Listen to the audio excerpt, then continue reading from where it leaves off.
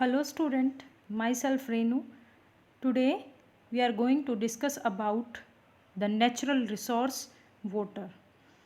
My dear student, this is our lecture number 3, chapter number 2, natural resources. Land soil. In my previous lectures, I already studied about land and soil. Now in this lecture, we discuss about water.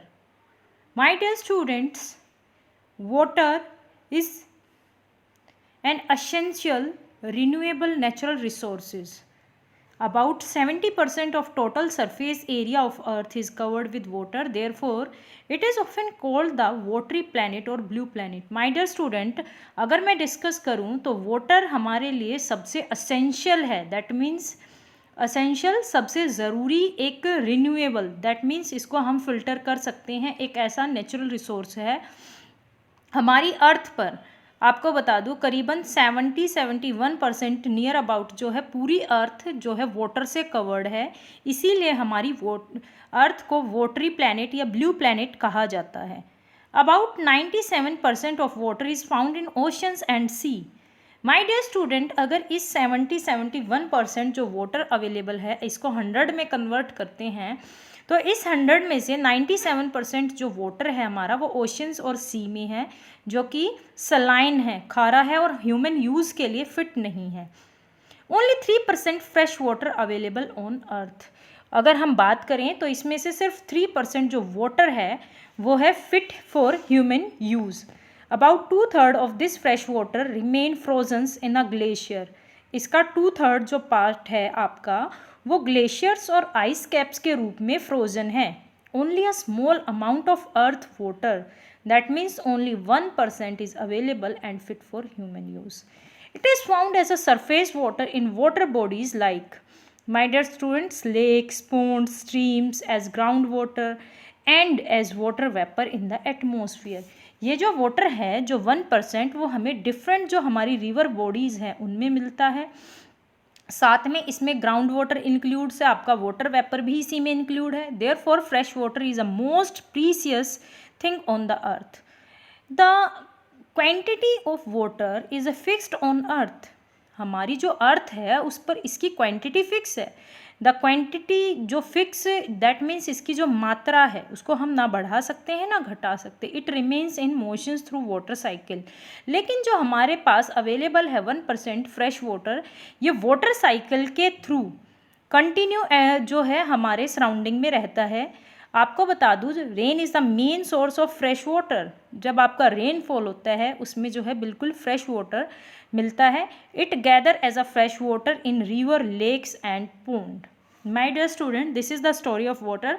After that now we will discuss about scarcity of water. What is the scarcity of water? That means पानी की कमी. क्या है ये पानी की कमी? जब आपके लिए वाटर अवेलेबल नहीं है यूज़ के लिए, that means scarcity of water है.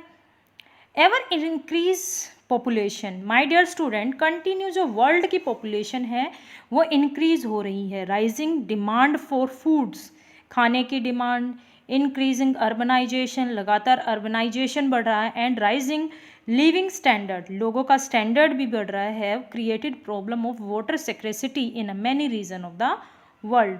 My dear student, most of the country, West Asia, South Asia, Western USA, Australia and parts of America are facing shortage of fresh water supply. It is estimated that most of the country, मैं आपको बता चुकी हूँ, ज़्यादातर जो world की हमारी जो कंट्री है वो वाटर शॉर्टेज को फेस कर रही है.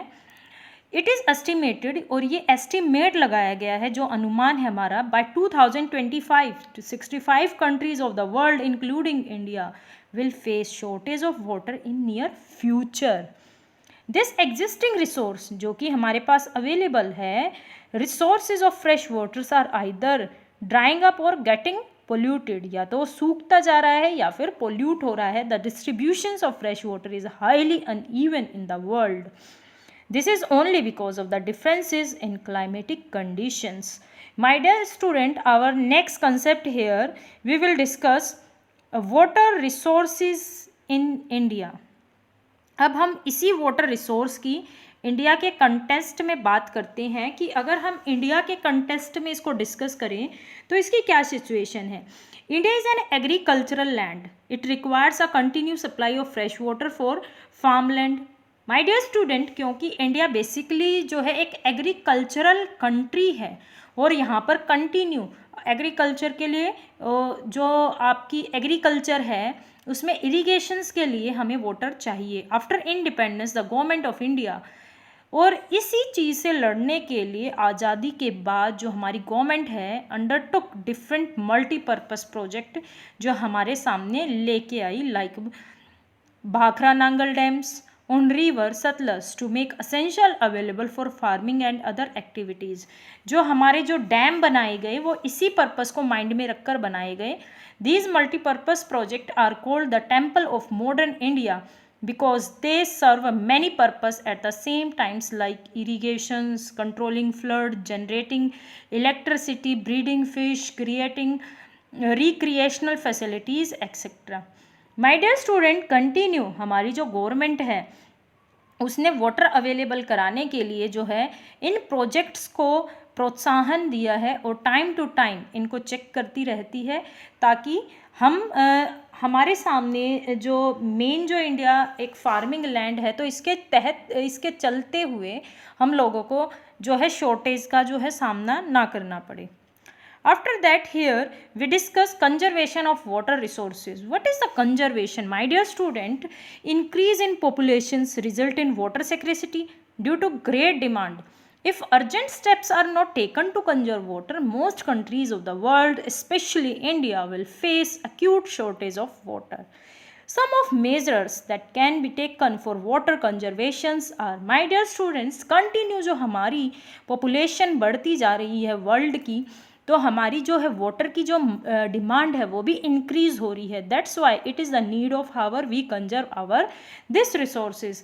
There are some steps which discuss here. The first is plantation of tree and other vegetations to check run off let rain water seep underground. My dear student, हमें ज़्यादा से ज़्यादा plantation of tree और vegetations अगर हम उगाएंगे तो जो हमारा पानी का जो रिसाव लगातार नीचे ज़मीन के नीचे जा रहा है, let rain water seeps underground, यानी जो ज़मीन के अंदर जो है ज़मीन इसको ऑब्जर्व कर रही है तो उसको नहीं करेगी, इससे वो चेक होता रहेगा अगर वेजिटेशन बेल्ट अच्छी होगी. Water harvesting should be done in a both urban and rural area to store rain water. ऐसा नहीं है कि सिर्फ अर्बन में करें या रूरल में, दोनों ही जगह हमें इसकी हार्वेस्टिंग इसको स्टोर करना ज़रूरी है. जो रेन वाटर है इसके लिए आप लोग भी सजेस्ट कर सकते हैं अपने घरों में जब रेनफॉल होता है तो आप बकेट या आपके टब वगैरह जो है रख सकते हैं और उस पानी को यूटिलाइज कर सकते हैं. Sprinkler irrigations and drip irrigation should be promoted. इस तरह की जो इरिगेशंस मेथड हैं इन मेथड से जो वेस्टेज ऑफ वाटर है वो कम होगी. साथ में जो अंडरग्राउंड जो आपका जो वाटर है सिप अंडरग्राउंड उसकी भी जो संभावनाएं हैं वो कम होगी. उसके बाद जो सबसे इम्पोर्टेंट थिंग है वो है वेल यूटिलाइजेशन. दैट मीन्स जो भी वाटर रिसोर्सेज अवेलेबल हैं उसको हमें वेल यूज्ड करना चाहिए. This valuable resources can be conserved by planned utilisations and protecting the available water resources from pollutions. It is very important that we make the best of what is available to us and economical manners. My dear student, maybe you understand about water. This is our short concept from chapter number 2.